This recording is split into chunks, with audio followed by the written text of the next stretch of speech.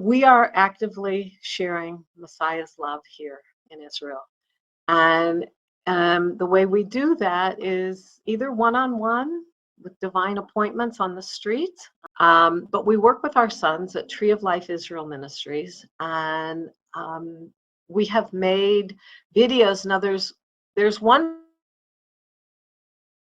video I've seen, and they didn't know who that was, because we don't plaster our names all over everything. It's called Isaiah 53, the Forbidden Chapter.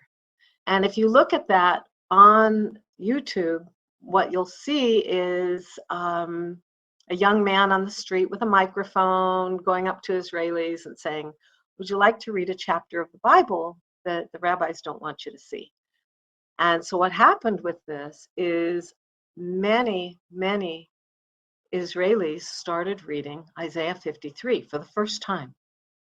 And they started saying, wait, this isn't from the New Testament. No, it's from the Tanakh. It's from the Old Testament. And they were shocked and said, well, how come we never were told this before? And so that video has gone viral. Over 12 million people have seen it.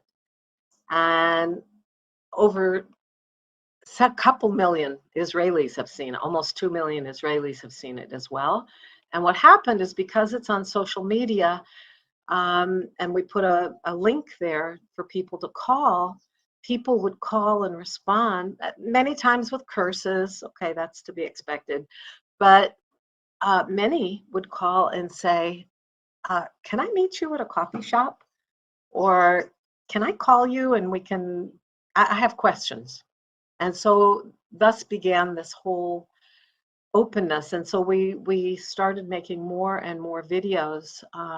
And there's one that I absolutely love. It's called The Great Jewish Leader. If you go to the Tree of Life website, I highly recommend that one, because that one is interviewing Israelis and asking them, telling them about a great Jewish leader who lived in Israel.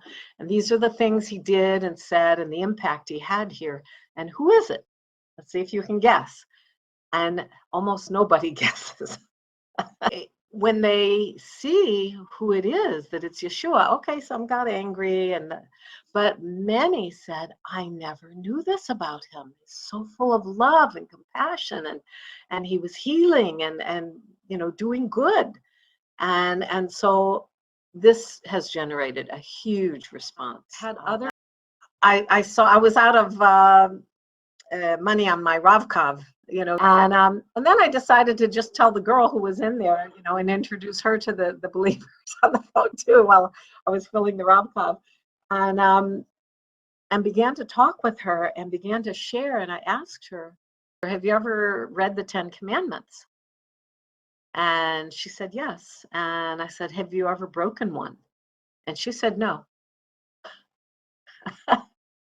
So I said to her, well, you just broke one because you just told a lie.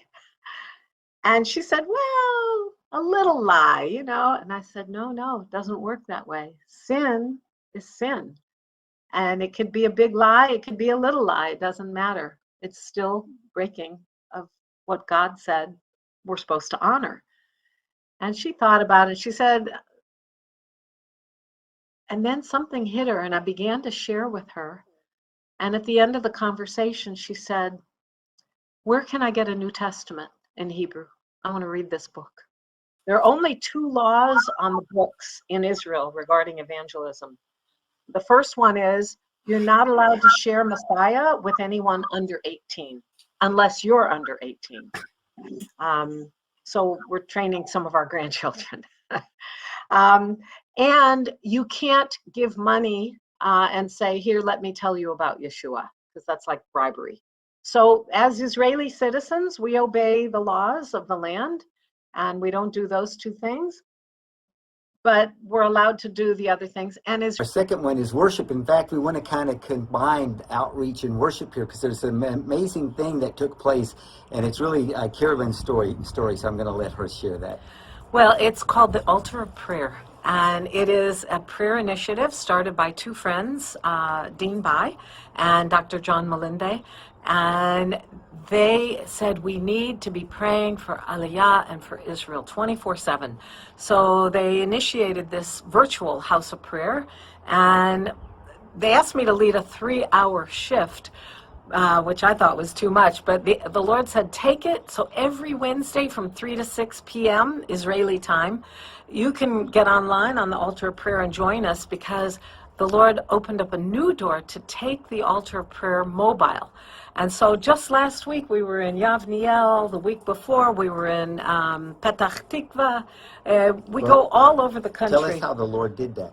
And well, the first time I was in Jerusalem alone, and I knew I wouldn't make the bus in time, and so the Lord said, just walk. And so I held my phone out so people could see.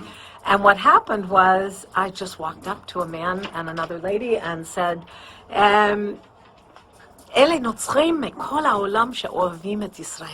these are Christians from around the world who love Israel. And it ended up being that we prayed for them. We ended up praying on the street for this man and his daughter. And since then, we met two men last week we were able to share with, and it just every week, we never know what's going to happen. It's an adventure. Yeah, it is amazing. So, we have the group with us, the intercessors, and so they're interacting with people. Remember the three girls that we picked up from the Shomron?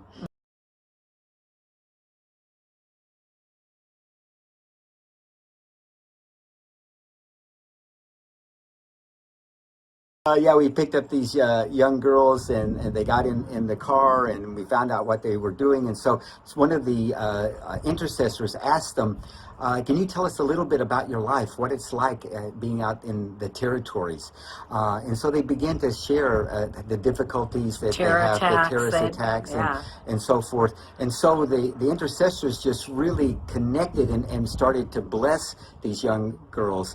And you could see beautiful. It was amazing, just the connection that they made with each other. In fact, one of them just raised did the little heart thing. That was so sweet. And so what happened is then we finished with what we were doing with the altar of prayer. And the watch was finished. The watch was finished, and we were still in the car. So that at this point, we were able to share the gospel with them. Yeah, even with